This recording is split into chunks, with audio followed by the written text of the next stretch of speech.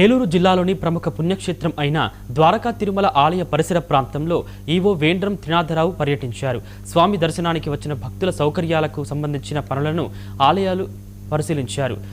ద్వారకా తిరుమల చిన్న వెంకన్న ఆలయంలో ఇటీవల పలు అభివృద్ధి కార్యక్రమాలు ప్రారంభించినట్లు ఆయన తెలిపారు.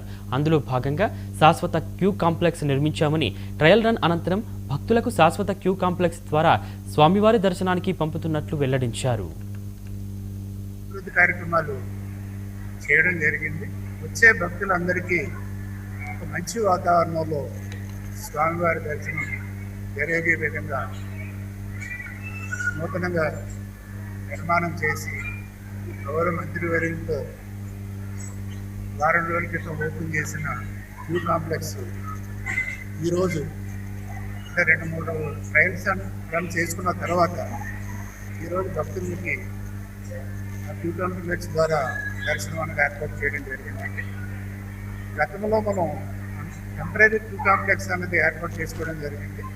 అది 3000 మంది కూర్చునే విధంగా మనం క్యూ కాంప్లెక్స్ ఏర్పాటు చేసుకుని దర్శనాలు చేయించేవాళ్ళం. దాన్ని పర్మనెంట్ క్యూ కాంప్లెక్స్ నిర్మాణం చేయడం జరిగింది. అలాగే ఇప్పుడు మనకు రైట్ సైడ్ కనపడుతున్న టెంపరీ క్యూ